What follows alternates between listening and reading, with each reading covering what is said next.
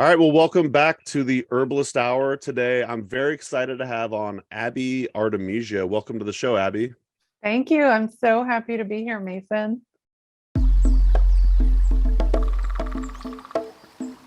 Welcome to the Herbalist Hour. This is where community gather, merging the power of people and flowers, the sweet and the bitter to the salty, the sour. Umami, it's time for the Herbalist Hour. Happy to have you. And I want to just kind of dive right in. I'm very curious how Abby went from a young gal to becoming an herbalist. Can you kind of walk us through that process? Oh, yeah. And it was quite the process.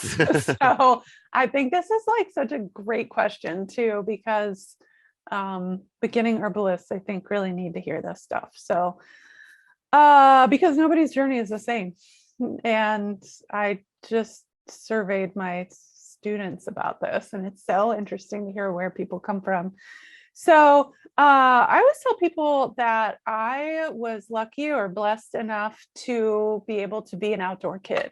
And so when I was growing up, I got to play outside all the time. It was pre-tech, pre-home computers, pre-cell phones. So dating myself, which is fun. And I was lucky enough to live in the suburbs of the Midwest, Ohio, Cincinnati. And I got to play outside pretty much as I wanted. I climbed trees. I ran around in the yard. We had creeks and woods behind our house. And so I would run around there and explore all the time. I was just thinking about this today, and actually, we had outdoor education in our public school, which was pretty amazing and probably a product of being in suburbia, right?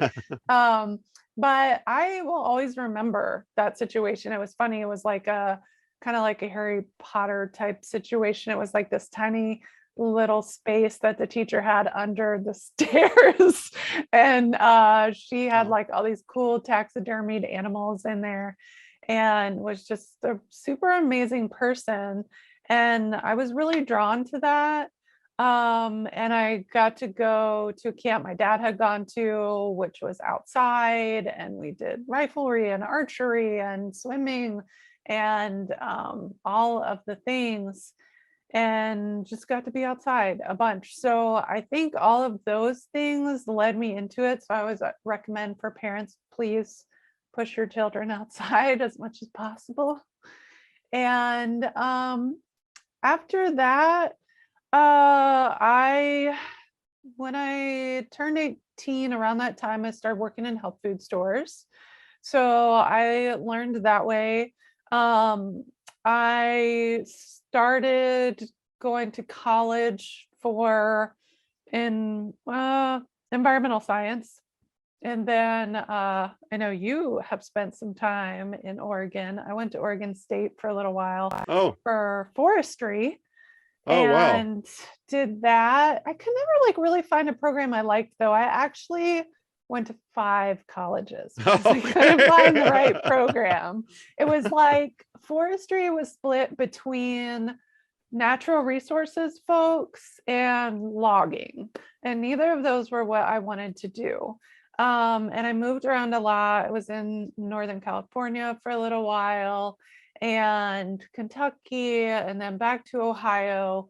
I had my daughter, and I really started learning about herbs then, I feel like, because I wanted to have a natural pregnancy and a natural birth. And then as she was growing up, she became my guinea pig. And when she was a baby, I was like, what work can I do where I can stay home with her and do something that I feel good about, that I actually want to do? And the thing that stuck was making my own herbal teas.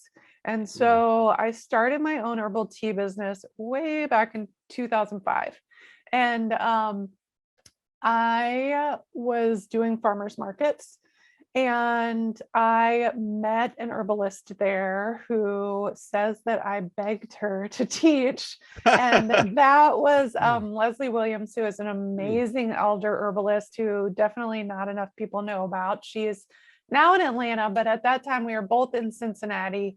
And she was there briefly, but she started teaching in her living room. And I brought my sweet baby daughter there and learned from her. And then let's see, started making my own medicine, was doing the tea business, but I was ordering all of my herbs. So I partly started this because I wanted to learn about herbs and the plants, but I was ordering all of the herbs and they were coming from all over the world. And I realized, like, through doing that and through doing all of the jobs myself, as many of us do, I wasn't really connecting with the plants. And so then this opportunity kind of came out of the blue. I had always told myself, like, I'm not going back to school unless I find a botany program, not really thinking that I probably would, especially in Ohio. But it just so happened that there was another child in my daughter's class whose dad was going to school for botany at Miami University, which is actually in Ohio, but it's named after the Miami Indian tribe. So I started going to Miami, and I was so lucky, or maybe I manifested it or serendipity or whatever, but before I even started the program there, I started working the Botanical Conservatory, and I gained a mentor there. So the director of the conservatory would become my mentor, and he was a professor, Richard Munson, and we still talk today. We're still friends. He's still in Ohio. He's retired now, unfortunately, for all the botany students, but he was amazing.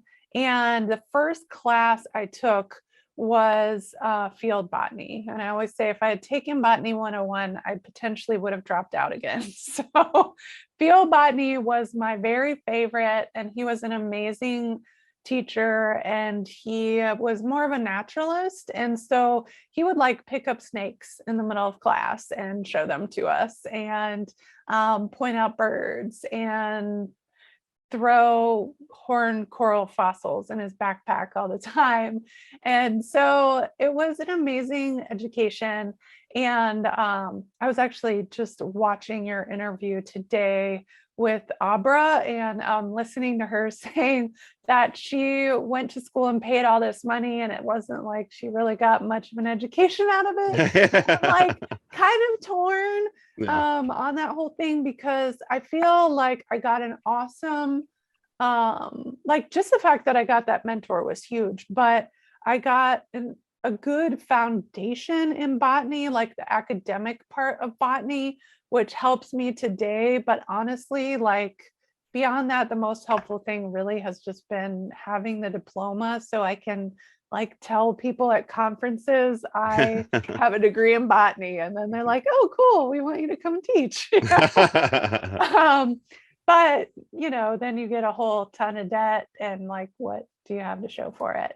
So yeah, I feel like I learned a lot on my own. I've been starting to tell this part of my story more recently, and I hadn't told it in the past, but I've been in a lot of car accidents. And it was partly my recovery from that, which is ongoing, that helped me learn a lot about herbs, a lot about pain. And part of my recovery, partly just for my mental health, was going out in the woods with field guides, which at that point, like, I didn't have botany teachers. I hadn't gone to school for that yet. So it was me taking a Peterson field guide out in the field, which I've learned since, like, Peterson field guides maybe shouldn't be called field guides, because they don't actually help you ID plants. But they're, they help you once you know what the plant is, to figure out what to do with it. And I love them for that. And, like, they're very near and dear to my heart. But yeah, it was not the easiest way to learn. And so that's why I feel like what I do is so important, because I take people out in the woods and show them and create that connection with the plants. And so I'm a lot self-taught. And so I think that helps me to really be able to teach in a less academic way. And beyond that, I still study today with Leslie. It's been honestly 18 years.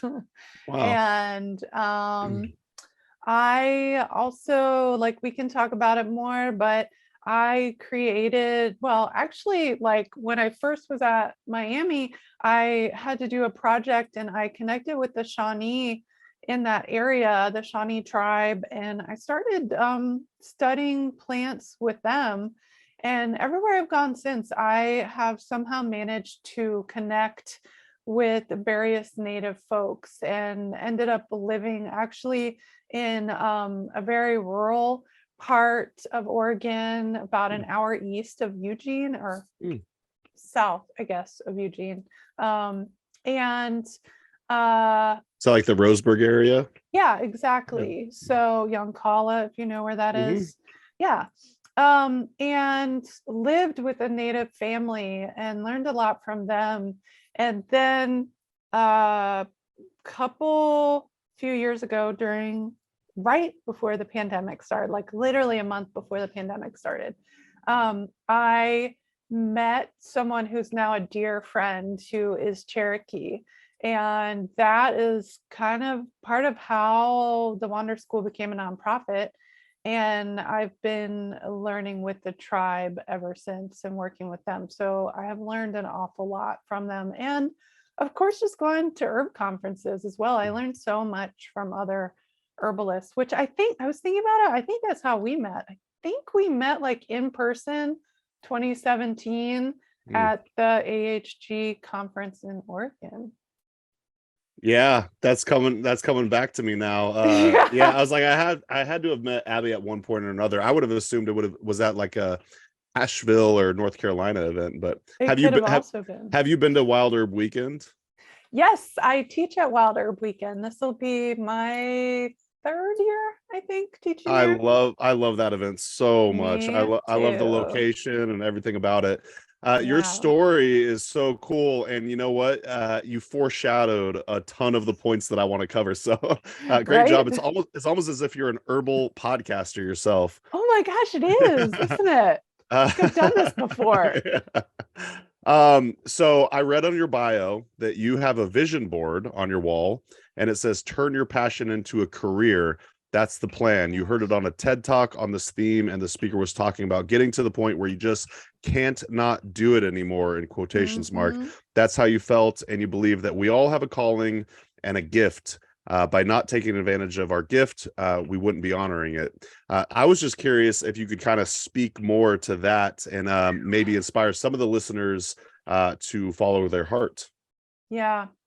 Dang, that's so good. I'm like, I wrote that bio a while ago. I'm like, I haven't looked at that for a while. I gotta say, one of my favorite things to do for the podcast is just to kind of delve into the herbalists, like their Instagram and their website and stuff, and then kind of formulate specific questions around it. And it's been so fun. I was like, that specifically really stood out to me, and so I was just very curious. I love that. Yeah, thanks for noticing that. Sure.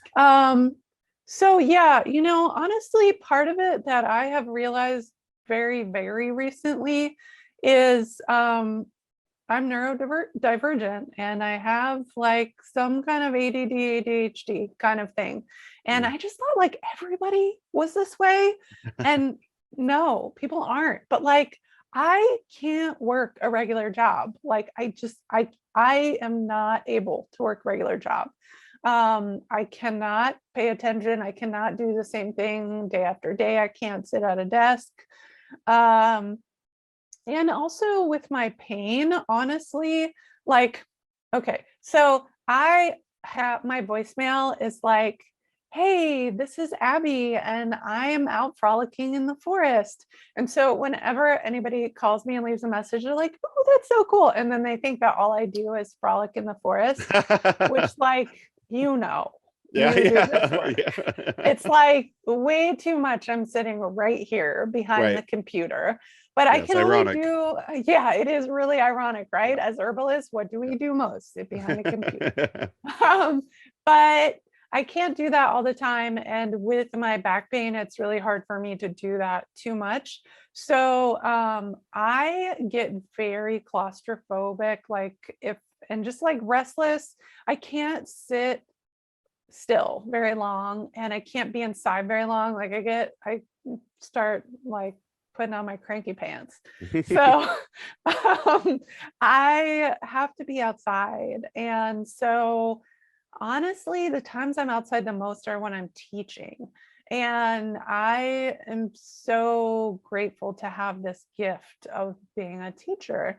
And so the times I'm outside most are when I'm teaching, and I love it. And one of my friends, Luke Cannon, was just guest teaching for my herb school program last weekend. And he was like, you know, one of the best rewards of this work is getting to hear students and watch them when they're like, ooh, ah, when they're like seeing a plant for the first time or learning something that they never knew, or connecting with a plant that they've walked by a million times and never knew what it was, or that they could do anything with it, you know? So I think like all of those things, just being able to do what I'm passionate about, being able to be outside, being able to lend that sense of wonder and awe to people and inspire people, because what I keep hearing other herbalists say is we need more herbalists in the world.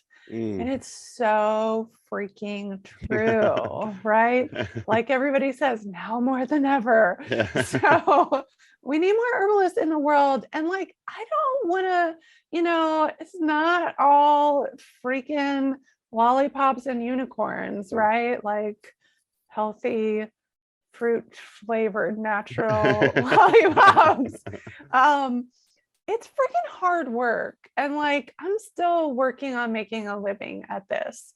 And like, there are some things I sacrifice to do it, and some things I feel like I live without. And so I would definitely tell people out there, like, if your goal is to be able to be like most people in America's idea of wealthy, and travel the world constantly and like buy like have lots of expendable income to buy consumer products, like this is probably not the right place for you.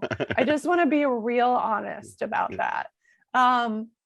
But I also do want to say, like, it is possible to support yourself. It may take quite a while though. Like, honestly though, how many people do any of us know who are like self-made millionaires, and especially who have done it in less than 10 to 20 years? Like, let's be real with people. You know, I don't want to lie to people. And to me, I have to remind myself of this constantly, but like, I am wealthy. Like, I get to spend time with my family. I get to be at home. I get to work from home a lot of the time.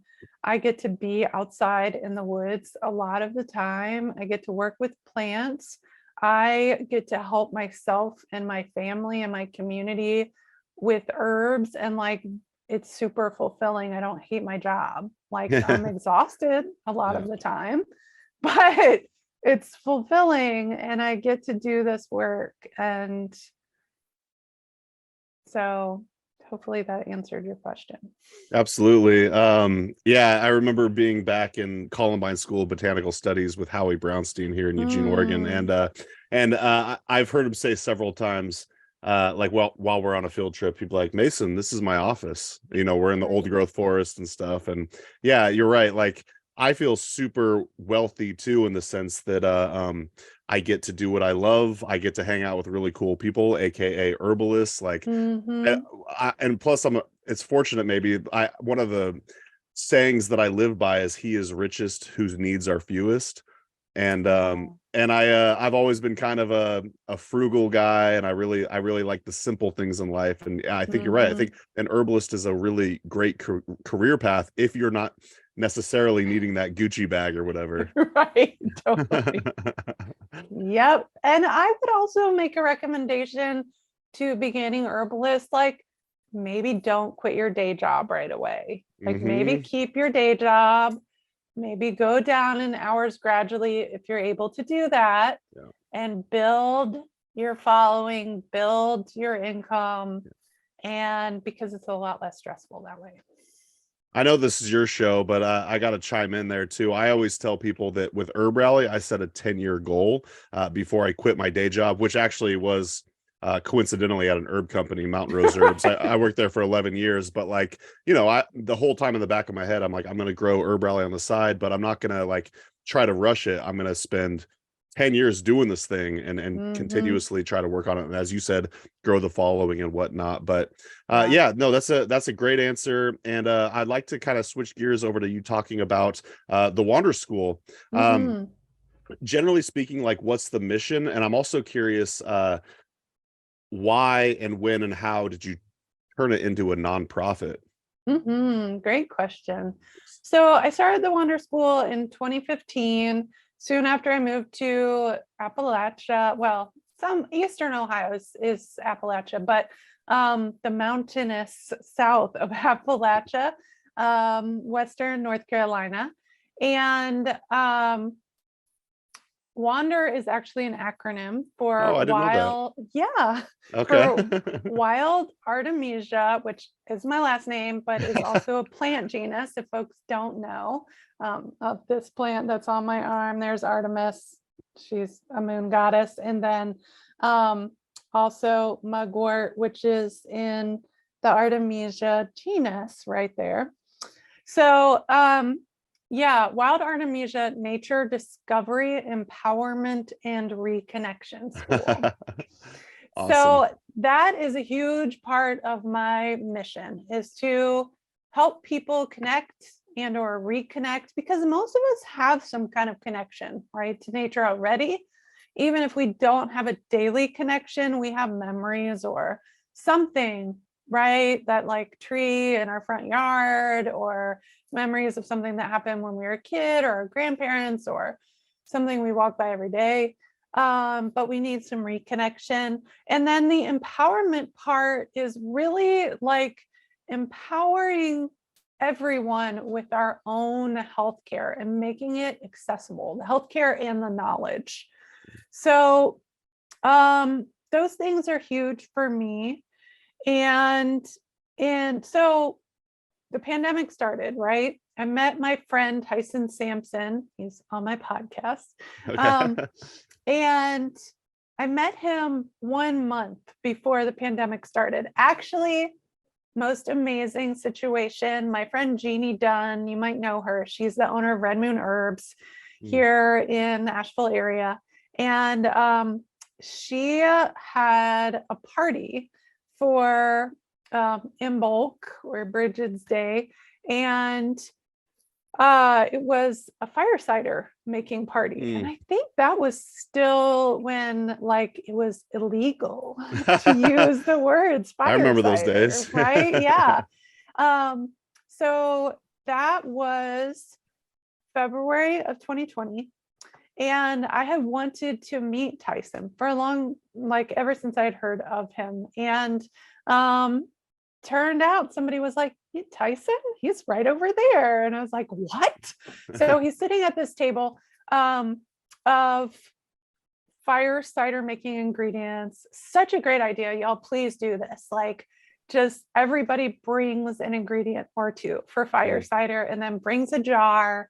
And then you make your own fire cider with the ingredients. And I, of course, being a forager, brought wild crafted ingredients. So one of them, we were actually talking about the mustard family before this conversation, but I brought toothworts, which is like a wild horseradish. And so when I have access to it, I'll substitute that for horseradish.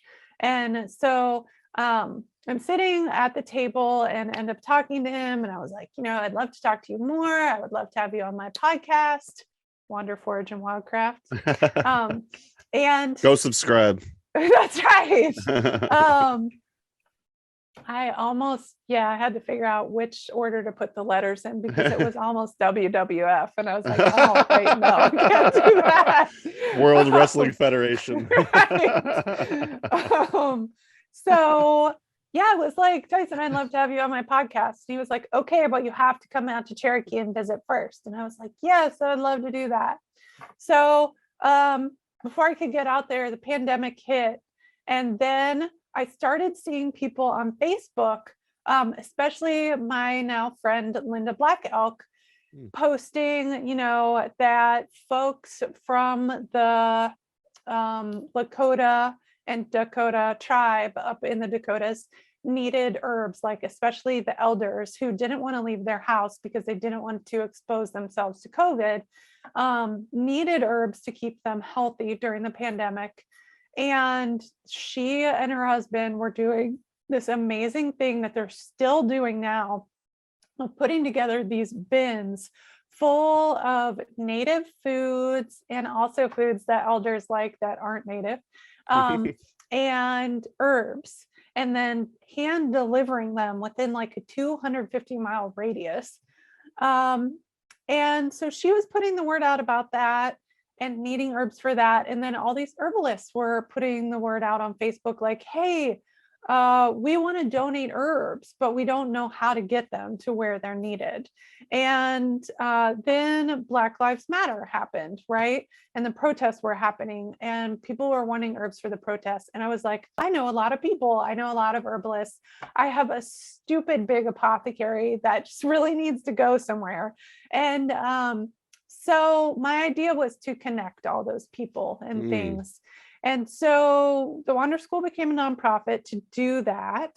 And we started sending herbs and herbal medicine to Linda Black Elk in North Dakota, to some tribal folks in South Dakota, bringing things to the Cherokee, who also do a lot of foraging and wildcrafting on their own. So we do volunteer days out there and help them forage and process what they have foraged and wildcrafted, and package and label those things to be given away for free to the tribe. I've sent things to Tennessee for single moms, to some folks working in Puerto Rico, to the Gullah, which are the descendants of enslaved people in South Carolina who were like had the first free Black colony. So that's the nonprofit piece of it. And I mean, we also do education, and I try to give away education wherever I can to BIPOC folks. Some of the work you've done kind of reminds me of, say, like what Herbalists Without Borders does. Are you affiliated with them in any way, or is this kind of a separate entity? I love what they do. I have tried to get connected with them. It has worked here and there. I did work with the folks in Texas during what was happening with Uvalde. We sent herbs and medicine to them. And so I worked with Herbalists Without Borders in Uvalde a little bit.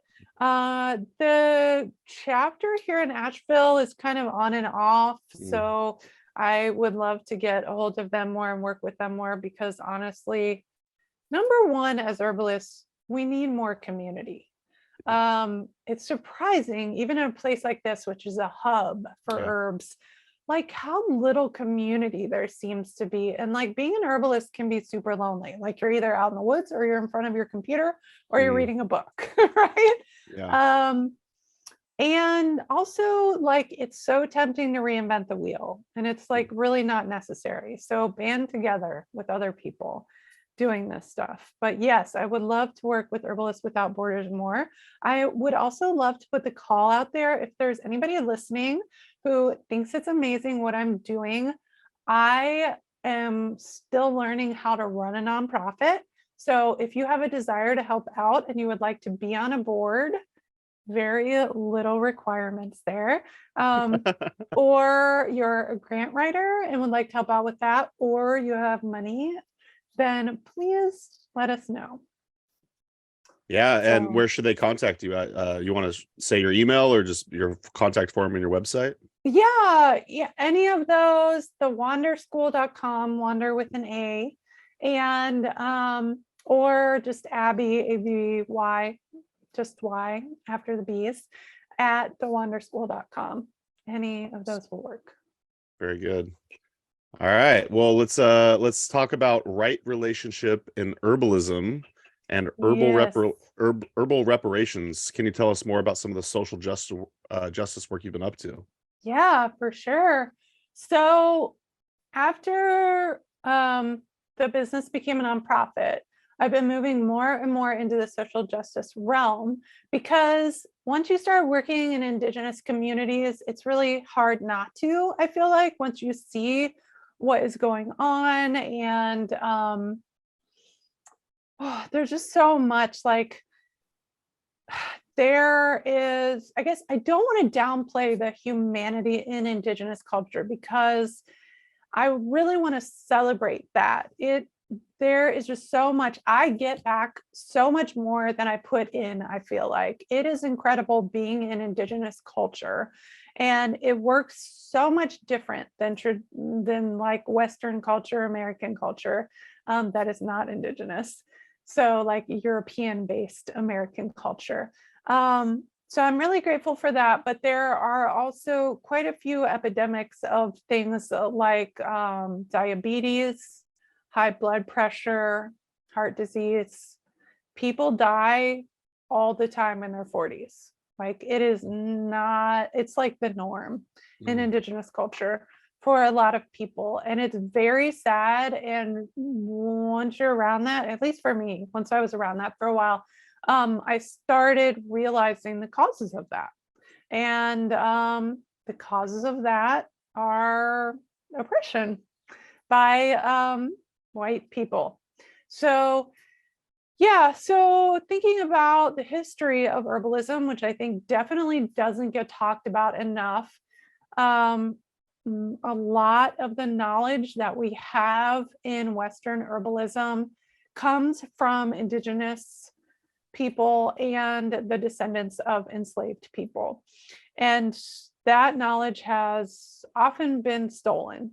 I think there's a lot of talk in herbalism today about acknowledgement and reciprocity, and that's where I started. But then I didn't feel like it went far enough, because it's like saying like, oh, thank you, Cherokee people, for giving me this knowledge that I'm using to make money off of teaching. And I don't want to mince words here. Like, there are several people I know out there who think that no one should get paid to teach herbalism. I don't agree with that at all. I have college debt. I have a family. I was a single mom for a very long time. I like give people medicine, and I guess I shouldn't say medicine, right? It's tricky, whatever. But that's a whole nother world. But anyway, what I see is medicine for myself. So yeah, all that to say, I think we need to go further than reciprocity into reparations for what has been stolen and the oppression that has been put onto people. Because when I asked my friend Tyson, like, what do you think is the main cause of all these epidemics and ailments and death, early death in Native communities? He said it's pretty simple. It's intergenerational trauma and grief. And that comes from oppression. So I look at it like, I am so blessed, number one, just to be born a white person. And a lot of times that's really hard for me to admit, but like my own privilege. And I have that privilege just by the color of my skin, and the privilege of being an herbalist, and the privilege of being able to help myself with herbs. So how can I give back for that? And so that's giving back with herbs. And I also like have this issue where I can't walk past a plant that's food or medicine and like not harvest it. So my apothecary again is like ridiculously large, and it doesn't do anybody any good for it to sit there. So that's what I'm doing. I'm teaching, I'm giving away education and to BIPOC folks and giving scholarships, and also just learning how to be a better human and how to be a better teacher and how to be a better owner of an herb school through learning. There's a great program actually that I would love to share with your folks, and it would also be a great interview for you with the developers of this program, but it's called Woke Without the Work. And one of my co-teachers told me about it, and it's specifically for herbalists and people who have herbal programs or put on herbal conferences. And it's how to do that in a way that makes herbalism accessible for BIPOC people and BIPOC communities, but not just accessible, but pleasant and less difficult. So like some things they had said before that I hadn't even thought of was like, yes, we can give scholarships to conferences and to herb schools, but what about travel stipends? Like if you have your conference or your school in a rural place, like a lot of BIPOC folks don't have access to get there. So how are they going to get there? Are you going to provide a lodging stipend? And like some of those things, to be honest, I'm not in a financial place to do yet. So I can only give like right now 2 scholarships and 2 work trade positions to my herb school curriculum. But like, what can you do? You know, what are we able to do?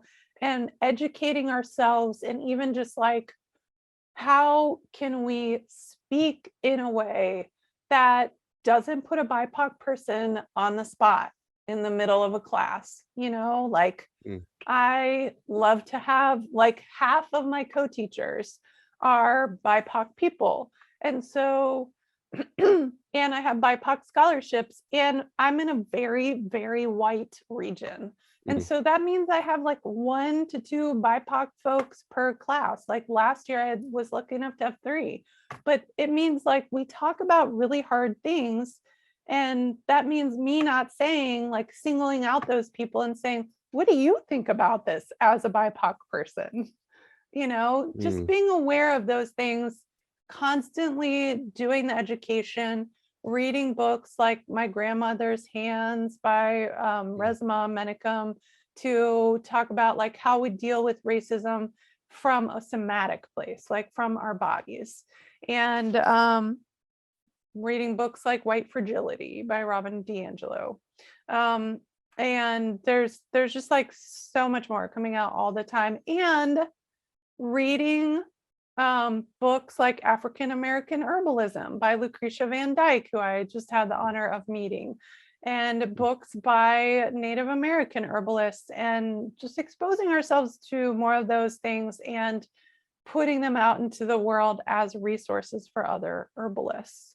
But as far as right relationship goes, I really started learning about that from my Cherokee friends.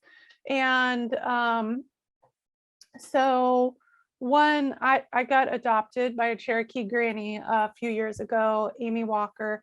And one thing she says, like whenever I'm going to teach or have an interview, she's like, talk about how we're all connected. It's like, oh, right. Okay. Thanks, Granny. Wise words. Yeah, right. And I have an interview with her on my podcast as well. Oh, and nice. She is amazing. She's 80 years old and she farms on 4 acres in the traditional homeland where they say all the Cherokee people were born. And so just thinking about how we're all connected, and not like you know, a lot of times to white folks, we just think about how we're connected to other people, but it's not just people, it's how we're connected to the land, how we're connected to the animals, how we're connected to the mycelium and the bacteria and the bugs and the water and the air, you know, all of the things. And when I was on Rosalie's podcast, like we talked about bee balm, and Tyson had told me that the Cherokee word in the Cherokee language, which they call the syllabary, the name for bee balm is Walelu Unitsagisti. And what that means is hummingbirds, they eat it. And I freaking love that so much. And it's like, that's how all their plant names are, right? It's like not these Latin names, which were actually created to separate the classes so that people in the lower classes couldn't understand Latin, so they couldn't speak to other people about these plants.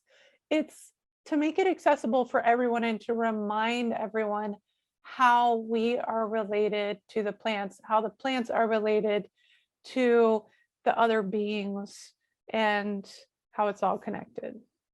So that's what I think of with right relationship.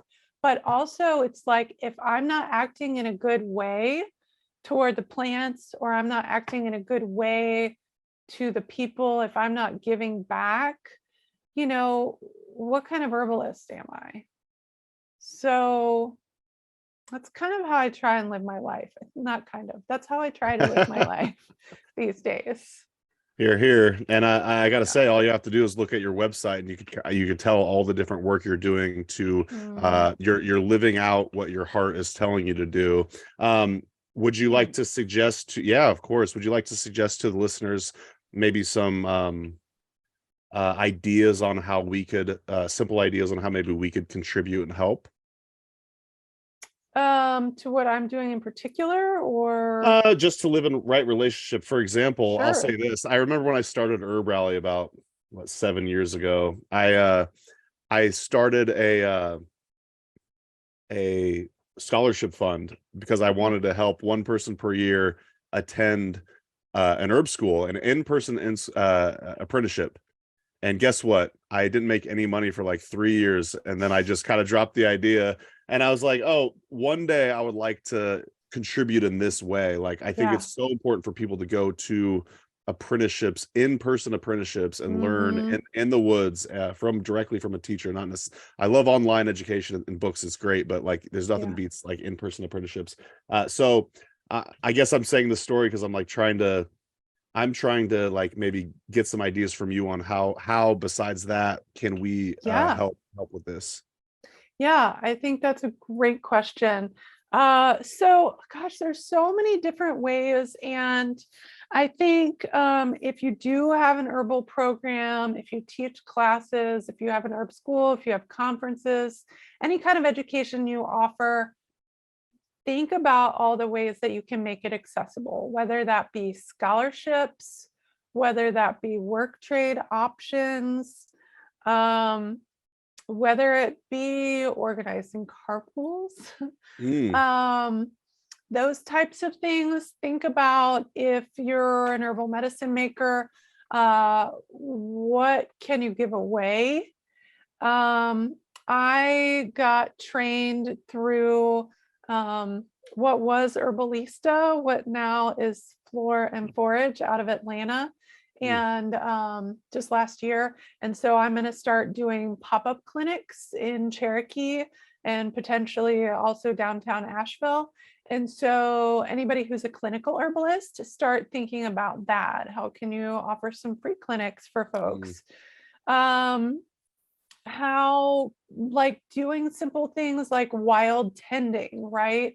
That takes some education to know how to do, but things like collecting wild seed and spreading them, things like growing herbs in our gardens and giving them away, doing the like grow a row things and growing food to give away, working with organizations like Herbalists Without Borders. I'm going to just open it up and say, if y'all need help you can email me and I will help you brainstorm on all of those things. But I mean, also just to me, creating a gratitude practice and harvesting sustainably and responsibly, and creating a gratitude practice. So how are you going to give gratitude for what you're harvesting? Things like It that. is. Yeah. Mhm. Well, thank you. You brought up Latin names earlier, and I feel like that's a good transition into talking about your upcoming course. Perhaps when this is published, it'll already be released, but it's the Botany Breakdown. I was curious if you wanted to tell the listeners about the Botany Breakdown. I gotta say, I never really thought about Latin names in the way that you were suggesting, like, oh, it's like this pretentiousness thing, which is kind of funny because when I say Latin names, I do feel quasi pretentious. I remember when I worked at Mountain Rose Herbs, I used to my coworker Pam would say some plant name, some common name, and I'd be like, oh, Artemisia vulgaris, something like that. And yeah, I felt like I was almost showing off, but to me, it was kind of fun. But knowing the history now, or at least hearing it from your perspective, that's disheartening, to say the least. But I will say it's, you have this course coming up, Botany Breakdown. I'm presuming you do end up using a lot of the Latin terminology. But yeah, why don't you tell the audience a little bit more about the course? Yeah, I would love to. Thanks. Botany is so near and dear to my heart, of course, being a botanist and being a female botanist. Y'all, there's not enough of us out there. So please learn botany. And I like to flip it around. And I don't say like, don't use botanical names because, it's classism. I say, let's all empower ourselves with that knowledge because it does tell us about the plants. Like I heard this story once from somebody who was ordering lobelia through an herb catalog, and for whatever reason, the company they were ordering from didn't have botanical names in their catalog. And it turned out that they got a different species of lobelia, and they only knew that because they knew that lobelia inflata, the main, like most commonly worked with species of lobelia for remedies, has inflated seed pods. And so they knew that, and there were no inflated seed pods in what they got.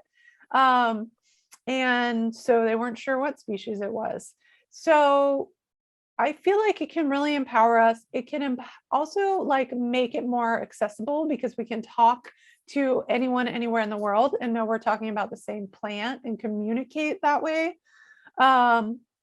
And I do the same thing. Like sometimes, like I live in Appalachia, there are so many different regional names for plants, and it can be very confusing. So I will have to ask people like, which species is that? So I just want to make it accessible to people. And I feel like, unfortunately, especially in the white male dominated botany world of the US, the way that botany is often taught is very inaccessible.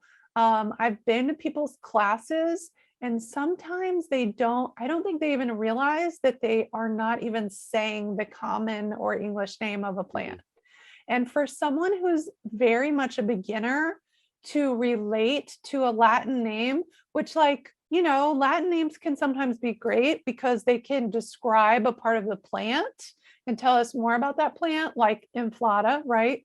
But sometimes they're just named after some dead white dude, and it tells us nothing about the plant. And often that person was a racist. So there's those kinds of things. So I say empower yourself with those things, but also learn where they came from. Learn how to identify the different parts of the plant. Learn the tools that you can use, the physical tools to help you, and learn the other tools like mnemonic devices I use a lot, and especially connect with that plant. So that's really why I created the program too. I say it's a virtual botany course for herbalists, foragers, and everyone else. So I'm kind of focusing on herbalists and foragers because I think that a lot of herbal teachers and foragers don't themselves know botany, or maybe they know it, but in a more experiential way and not in a way that's easy to teach.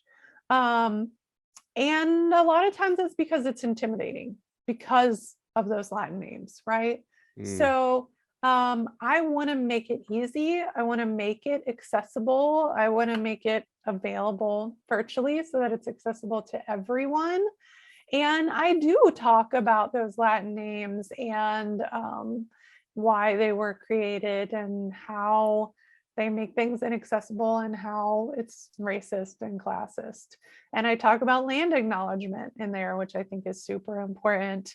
So talk about things like using a hand lens or a loop and why that's important in herbalism. And we cover about 11 plant families. So some of the most common plant families in the US and Europe for sure, and throughout the world, but especially those places because those are what I have the most experience with. But honestly, once you learn those families, they are the most common ones. So you could be anywhere in the world and start to recognize the parts of those plants and maybe not know which specific species it is, but know which family it is in. So then that would tell you like, oh, I can tell that this is in the mint family. So I know that it's probably going to be safe to ingest, probably going to be good for digestion, might be antimicrobial, things like that. So I think it just makes us all better at what we do to know botany, and it takes that fear and overwhelm out of it. So I was actually going to ask you why you thought it was important for herbalists to know botany. It almost borderline sounds like you kind of covered that. Me personally, from my background, as I mentioned before, I went to Columbine School of Botanical Studies, and it really helped me, like you were talking about seeing plant families when you're out in the woods or whatever, out in nature. And to me, like that really kind of helped me through that wall of green, as they call it. I started seeing like individual species, individual plant families.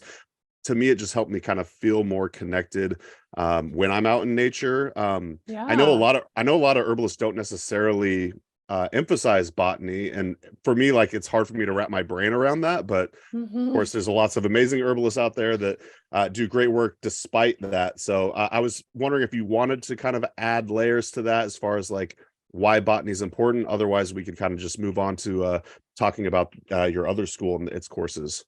Yeah, sure. I guess I want to clarify that there are a lot of different ways to learn botany, and the Latin or botanical names are a tiny piece of that. Most indigenous, well, I shouldn't say most, a lot of indigenous people don't know Latin names for plants. And it doesn't mean they're not good herbalists, right. Or foragers, They're the best. crafters. They're the best, right? Yeah.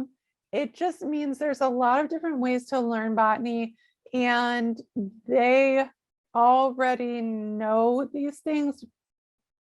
So depending on how I don't want to stereotype or lump together all indigenous people by any means, but for people who have grown up in indigenous culture, they learn these things because they're passed down. And so they just go out wildcrafting with their relatives. For the rest of us, that may not be a thing that we've ever had a privilege to do. So I think it doesn't come natural for a lot of us. And for some people, like, I co-led a plant walk on the Appalachian Trail. And afterwards, one of the students came up to me and was like, I super appreciate what you do.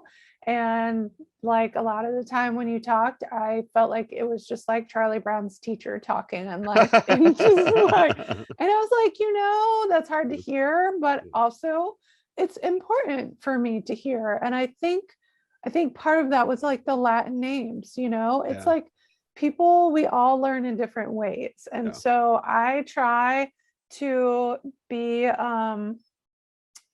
really aware of that, partly because of the way that I have learned also, that most of what I've learned hasn't been academic. And so teach these ways to connect with plants in a way that we learn them and we know we can recognize them, whether we know the plant, the Latin names or not, where we can feel confident in harvesting them, where we can feel connected to them when we go out, when they become our friends, and like you said, it breaks down that green wall or that plant blindness, right? Where a lot of people just, they just see this green wall. And so it breaks that down and individualizes them for us and helps us be better herbalists and foragers. I did not learn in the sense where, like, say, knowledge was passed down from generation to generation. I got into this in my early 20s, and so I can only speak from my personal experience. But if you're a beginning herbalist and you're like intimidated by all of this botany stuff, I will say this. I'll quote my herb mentor, Howie Brownstein, repetition is the key to mastery. And what we did was, we would go out every weekend and look at the same plant species over and over and over, and talk about the different plant characteristics. We keep talking about Latin names, but really what the important part when it comes to botany is, what are the plant characteristics? Exactly. And I'm curious, I do want to talk more about your other course, but I'm curious, do you use a botanical key to identify, or do you have a different methodology? Yeah, sometimes I do. And I will say, like, okay, so Botany in a Day is an awesome book. And I would recommend, if you want to learn botany, like, it's one of the top books that I recommend. And you can't learn botany in a day. Okay. But you can learn the characteristics of one family, maybe in a day, if you have good memory. And so I think I'm really glad that's what you said. It's more about recognizing the plants and starting to recognize. So like before we got on the call, I wore this shirt because I love roses and I like to wear things with plants when I'm teaching them, talking about plants. And so the rose family is one I cover in the course. It's a huge one. So a lot of people don't realize that a lot of the food that we eat is in the rose family, a lot of the fruit, and nuts. So like almonds are in this family. And of course, all the roses and pears and apples and cherries and some of the berries and so many things. And so roses in the wild don't grow like this. Like they have 5, right? They were bred to be like 5 petals. They have 5 petals. Yeah, and they actually they were bred to be red. From what I've learned, there's no naturally red wild roses. So interesting. That is interesting. But yeah, in the wild, they have 5 petals. So some of y'all may be able to recognize a blackberry flower. And because blackberry is in this family and it has 5 white petals.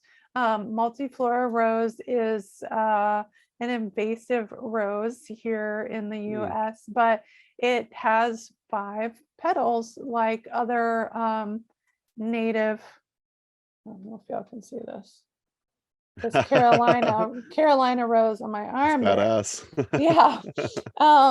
I wanted a native rose, but for all you podcast listeners, she's showing her tattoos on the YouTube channel, so check that out. Forgot about that. So all these wild rose family things have 5 petals. That doesn't mean that every plant you see that has 5 petals is going to be in the rose family. but it's a good indicator, and it has a lot of stamens, right? The male reproductive part. So we start recognizing these things, and like before I ever learned, quote unquote botany or academic botany, I learned to start recognizing those things. And a lot of times, like, I haven't committed those things to memory, like, oh, the mustard family has this many long stamens and this many short stamens. Like, I just look at a mustard family plant and I recognize it because I've seen it a million times. So it's creating that for people, and like letting them know, like, these are the reproductive parts, and like if it has a bunch of male reproductive parts, it's going to look different than something that has fewer reproductive parts. Or if the female reproductive parts are fused, it's going to look different than the ones that aren't. So just things like that, like, some people call it the pattern method of identification, like especially in that book, Botany in a Day. It's just creating those patterns for people, just like using mnemonic devices. Any tools, so botany is important because it gives us those tools, I guess, right? It gives us like a toolkit that we can carry around with our hori and our pruners. To make us better at what we do, to make us safer herbalists, so that we know that we're harvesting the right thing, to help us know like which things we need to harvest more carefully and which ones are invasive, and we can harvest more of those while still being super sustainable.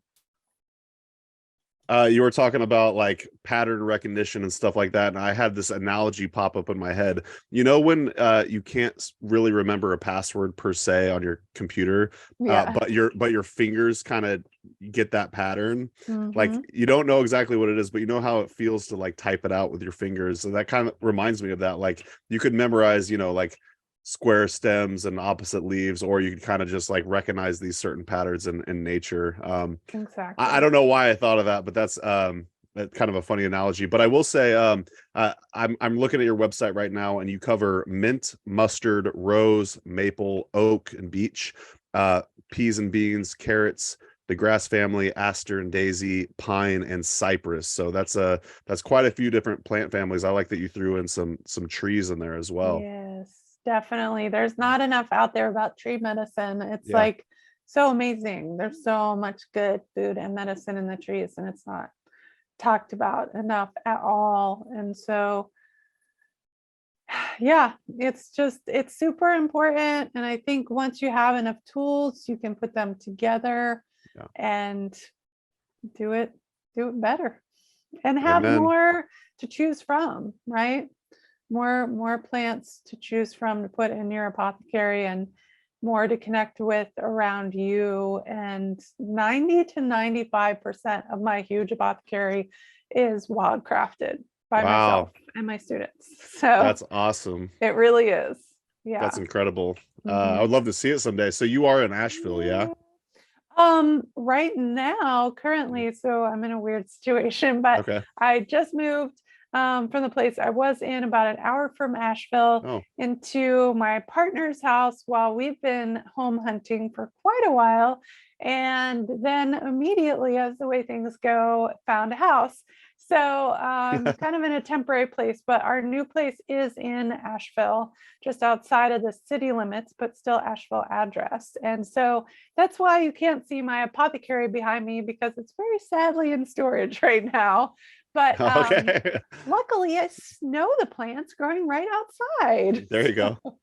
Asheville is one of my favorite cities. I love it there. And Amanda and I can't wait to visit. So did you want to cover some of the classes in your other course? Sure. Yeah. So I did just want to mention real quick, Botany Breakdown right now, until it is finished filming and being edited, we're just releasing it as each unit is completed. And so that's 50% off in pre-sale. So take advantage of that. And you also get to, since it's in beta testing version, you get to give feedback on what works for you or what doesn't, or what you would like to see more of. And so I have an herb school curriculum, which is wildcrafted herb school. The wildcrafting piece is super important to me because like we said, like when the pandemic hit, everything went online. And I think online is amazing because it makes it accessible to so many more people from all over the world, and to people who work regular day jobs and can't take off to do things and are single parents like I was. But like you said, I think it's so important to learn from a person. A lot of that I didn't get to do and I had to do on my own, and it's so much harder. So I say that my herb school is a different kind of herb school because we do work with social justice. We go out to Cherokee one of the days and study with real Cherokee people on Cherokee land, which I mean, honestly, where I live is technically Cherokee land, but it's unceded Cherokee land. And but we go into Cherokee itself, we get to see Tyson's apothecary, we get to work in the apothecary, we get to go out to the garden and see where Tyson and Granny are growing all of these traditional foods and learn about traditional Cherokee food, and usually get to eat some of it as well, which is amazing, and try some of these remedies. We have a Menominee herbalist who's a teacher from your state of Wisconsin. I was gonna say that sounds familiar. Yeah. I'm still learning. Yep. We have my dear friend Mark Williams, who you probably know, amazing ethnobotanist who teaches, he is biracial and teaches about the roots of herbalism and the African roots of herbalism, African American herbalism, and racism in herbalism. We learn about ecology and habitat. We learn about medicinal mushrooms. We go outside as much as we can and actually do some wildcrafting and learn about what we can sustainably harvest, how to identify it, and how to sustainably harvest it, and then how to make the remedies, and everybody gets to take the remedies home. We have a medicine show at the end of the course, which is really super fun. Everybody makes something to give away to everyone else. We also, some of everything we make gets given through the nonprofit to the communities that we work with. And we talk about social justice. We talk about right relationship every day of the class. And it's only 2 days a month, and they're back to back. It's one Friday and Saturday a month. So people often travel. Sometimes like one person is traveling from California right now for those weekends.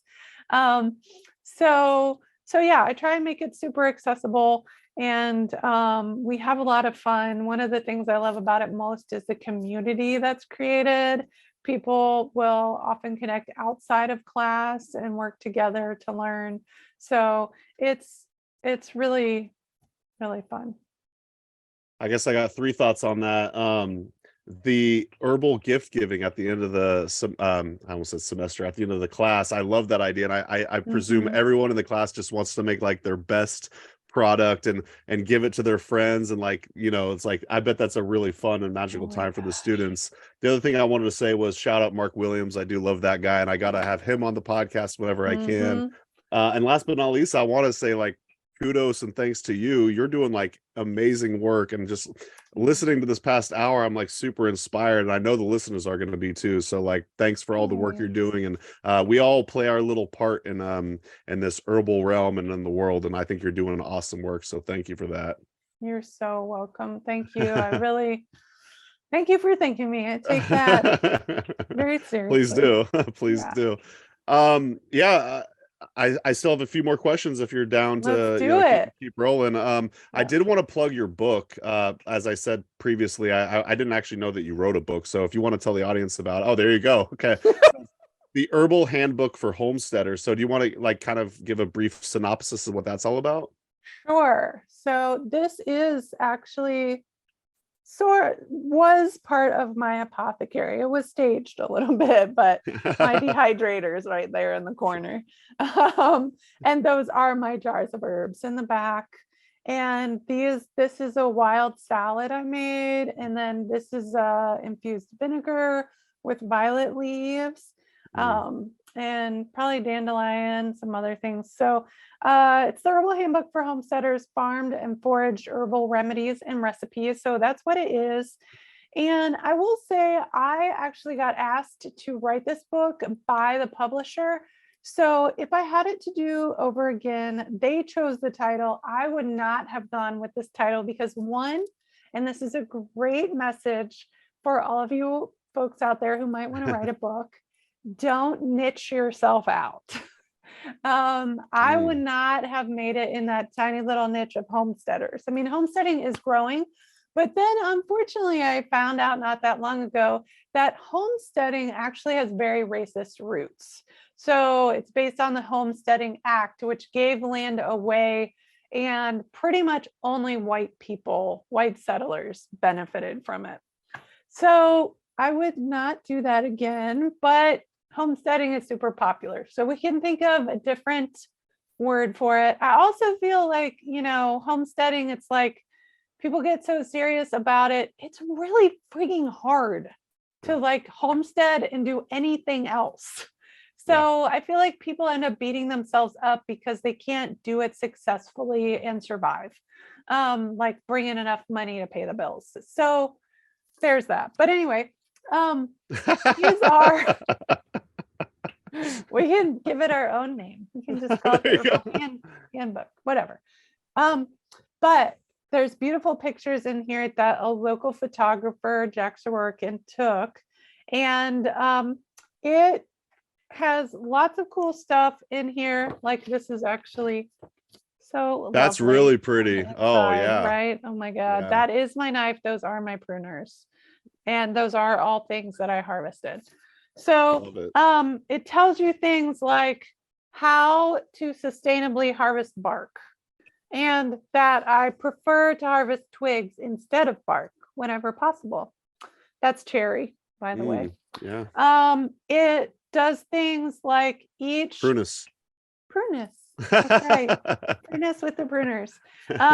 It does things like each chapter focuses on a couple of remedies, and then in there's materia medica at the end of each chapter. So like a glossary kind of the different herbs, and with beautiful pictures. And it tells you information about each one, some growing tips, contraindications, and because it's for homesteading, how to work with those plants with children and animals as well.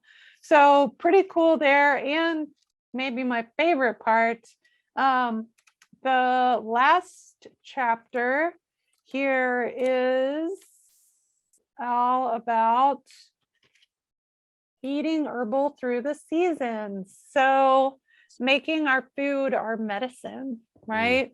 Which I think is the best way to do it. So like these are my burdock pickles right there. Super yum. Delish. Yeah. So it's all that kind of stuff. So I feel like, one of my dear friends and assistants said something awesome, because I was like, it's this little niche of homesteaders. Not everybody has a homestead or has that privilege or wants to homestead. And she was like, your homestead is in your heart. I was like, oh yeah. So we can grow plants on a balcony, right? We can grow plants in a window.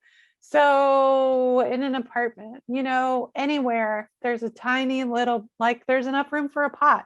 So I just want to remind people. So it tells people how you can grow things and how you can wildcraft them. And you can find that at thewanderschool.com.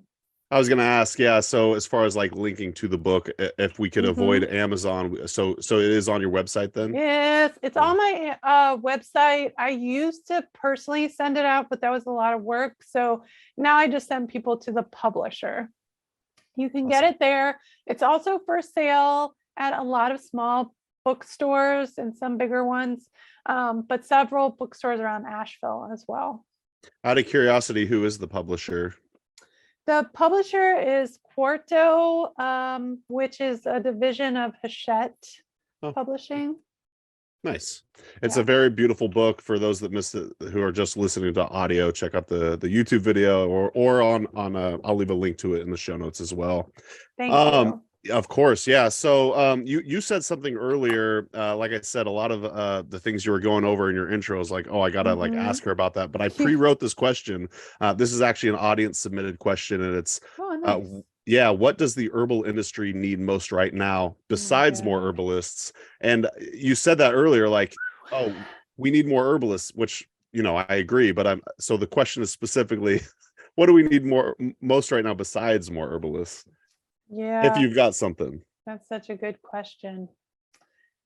I feel like more connection is the biggest one. And that's like all of these things, right? So like Granny said, it's all connected. Everything is connected. So yes, in herbalism, we need more connection. We need more connection with the plants that grows right outside our doors. And we need more connection between herbalists. So I am working on creating ways that this can happen, and ways that we can get together in person, like we were talking about before. Online is awesome, and I think we can create online communities in real time. And everybody is just so isolated now. I feel like even if we live in cities, so finding ways to get together with other herbalists and go out in the woods together, create study groups. My friend and herbalist Leslie Alexander gave me the idea for Herbal Hour, where you have 1 hour a month and you go to a library and you just get together and talk about herbs. So things like that. Some of my students do that together, and they just study herbs together, like for lunch once a month. People taking plant walks together, even if you know very little, and just help each other out. So all of those things, connecting with the different communities around us, because there is so much to learn. Everybody has something to offer. So the granny on the corner, you know, if there is any kind of community near you, any kind of ethnic group, the amount that you can learn is amazing.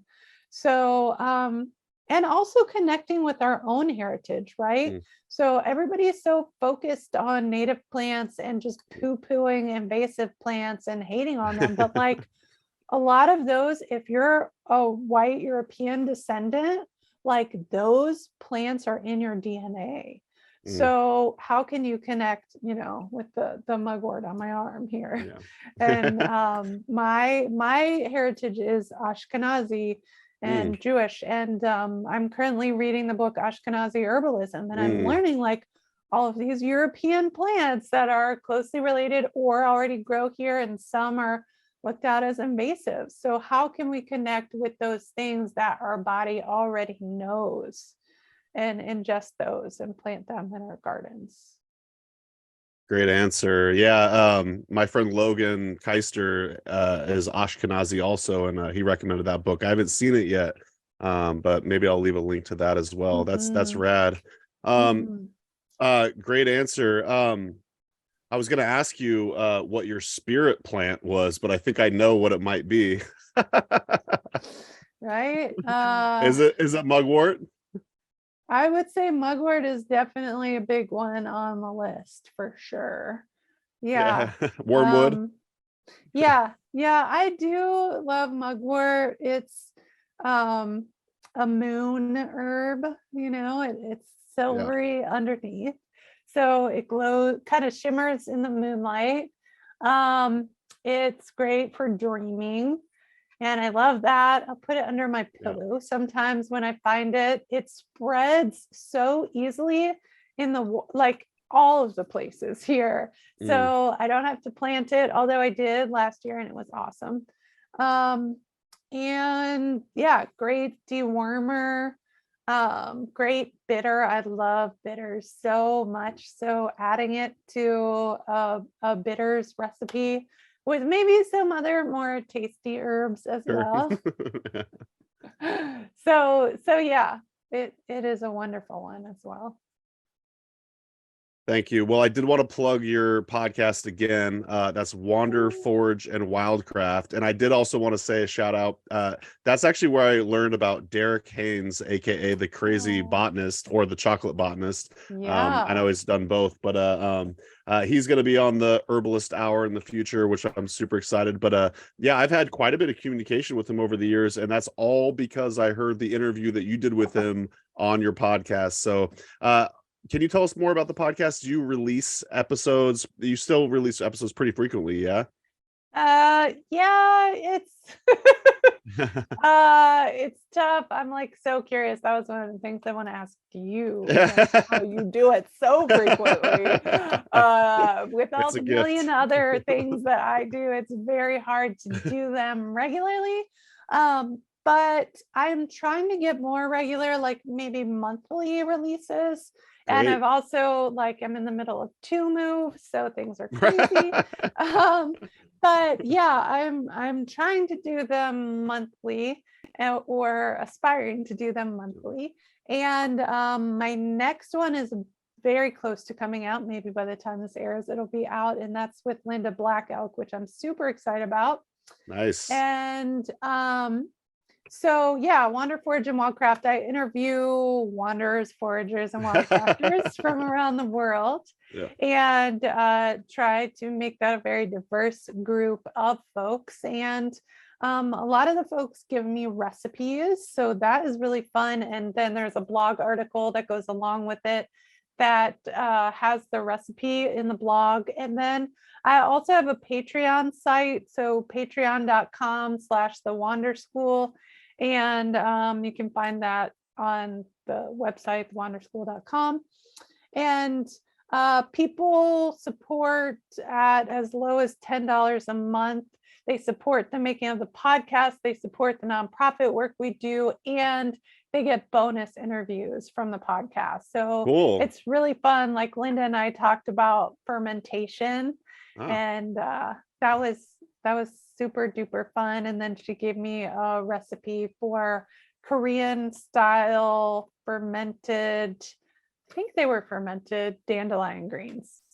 So yeah, it was really, really fun. And trying to remember what Derek and I talked about. I think we talked about like some sodas and things like that. But cool. Yeah, he's super fantastic. And honestly, like, I'm going to let y'all in on a little secret. Like all of my co-teachers and everybody I have on my podcast, like a lot of them are friends. And whether they're my friend yet or not, they do become my friend. But whether they are or not, they're all people that I teach with and have on my podcast because I want to learn from them. So it's really like, just a selfish motive. It pretty much is. Yeah. But I think it would also be super fun for other herbalists. And, I just want to give you props, Mason, because what you do is amazing. To be able to put out as much content and education as you do, as frequently as you do, is really incredible. And I've been listening to them recently, and it is just so heartwarming and connecting, because again, it can be lonely to be an herbalist, and it's such a good reminder that there are people out there doing this work just like we are every day. So and just like the amazingness that you learn from all these herbalists, so many of these herbalists, like we never hear their names, right? So thank you for giving voices to that and getting this incredible information out into the world. You're giving me goosebumps. Thank you so much. Yeah. I really do feel like it's my contribution. So yeah, it's just fun. Like I said, like herbalists are my favorite people, and it's fun to help broadcast their voices at least via the Herb Rally channel. So yeah, I really, really appreciate that. I'm stoked to get to know Derek more. I would love to hit up North Carolina and actually do some in-person video stuff with him and Abby Artemisia. But yeah, one of these days it'd be amazing. But let's do a random question. I don't know if you saw this on one of the previous episodes, but I'm just gonna pull a card from here. Yeah, and we're gonna do, it's called Let's Get Deep Friends Edition. I love it. Yeah, and I'll just choose a random card here. How would you survive a zombie apocalypse? Oh, can I tell you something else I've noticed? The cards that I've always choose are perfect for that week's guest. That's hilarious. So I think this is a great one for you. Yeah, it is. Well, I should probably say that there was a conference I went to where Seven Song actually titled his classes. Were you there? You know what I'm talking about? No, I know the title. I've seen this on his Instagram before. Yeah. So I guess he teaches it in various venues, but so it would be a great one to ask this. But and he makes it really hilarious. I'm probably gonna make it maybe slightly more practical, but and less ridiculous. But Seven Song is an awesome teacher, and I super appreciate him. So, okay, read it again. How would you survive a zombie apocalypse? Yeah, well, I have to say that my friends and students all say that if there was a zombie apocalypse, they would want to be with me when it happens because I can identify the plants. Yeah. So, what would I do? I mean, I think, should we make this like slightly more practical? Like, okay, so there was just a pandemic, right? And people were freaking out about toilet paper. Like, first of all, there's natural options for toilet paper, right? And we really want to know which plants those are and which they're not, first off. Yeah. So if you couldn't go to the store and buy toilet paper, you would want to know, some people say mullein, yes. Some people say mullein, no. So on the fence about that one. Yeah. I will say I have used Spanish moss for toilet paper, and everybody says don't use Spanish moss because it's got sugars in it. But my friends taught me that if you harvest it off of a tree where it's hanging and still growing instead of off the ground, usually there's not sugars in it. So there you go on that one. It's important to me to put away food. And so Linda talks about this in our interview, but like just doing a little bit at a time as much as you can. So preserving food, you can make it fun by fermenting things, but just like drying plants, drying herbs, like anything I feel like can be an herb that's from a plant, but drying plants for food and for medicine. This is a good plug here. I have a second book that I self-published that is now just digital. That's called the Wild Forage Life Cookbook. And I have a bunch of my recipes in there. It's really fun. I try to use, for the most part, as few ingredients as possible. So really learning how to cook wild foods and again, eating our medicine, right? So I love wild spices. So like we talked about, I just barely mentioned bee balm earlier. So I preserve a ton of bee balm. I just dry it and I infuse it into salt. It's so freaking delicious. Also ramp leaves. So to harvest ramp super sustainably, and I only harvest one leaf per plant, and then infuse those into salt. Because like if the zombie apocalypse happened, I'm a foodie and like, let's face it, like I want to have yummy stuff to eat. So having wild spices, and like if an apocalypse hit, we couldn't go to the store. I always say like, what are the most important nutrients that we're going to need besides just like some remedies, right?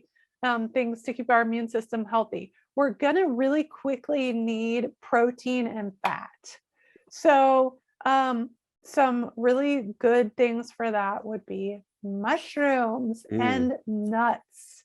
So knowing how to process those things, knowing how to identify mushrooms, which honestly, I feel like is harder than identifying plants because they have, to me, fewer identifying characteristics, but I do harvest probably about 30 species of mushrooms. Wow. Yeah, which I freaking love mushrooms. Yeah, me too. So as food and medicine. And then nuts are kind of a pain in the butt, but the ones that need less processing, like pecans, super delicious, lots of fat and protein. You can harvest them off the ground. So I also kind of harvest black walnuts, but oftentimes they end up sitting around because I don't get around to processing them because they're a lot of work. But things like hazelnuts, super yummy.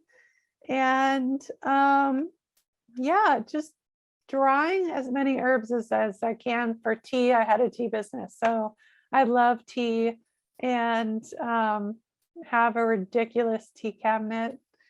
So yeah, I think that's how I would survive a zombie apocalypse, is on what I've already preserved and what I am able to identify and harvest out of the wild. So part of the rules of the game is I have to answer the question too, and my answer is really simple. I'll just become friends with Abby. Yes. Well, you would have to come visit here. So this is my formal invitation to you, Mason. Come visit. We'll put you up and we will go foraging. That would be amazing. Very cool. Well, it has been about an hour and a half. I do think that what we should do is a round 2 at some point, and we'll go over some more of these questions and just kind of go in depth on some more subjects. But of course, we want to shout everything out again. Definitely check out Abby's podcast. That's Wander, Forage, and Wildcraft. You could search for any podcast player.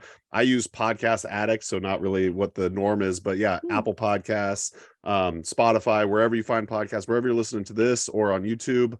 And then the website is thewanderschool.com. Is that correct? That's it. Wander with an A.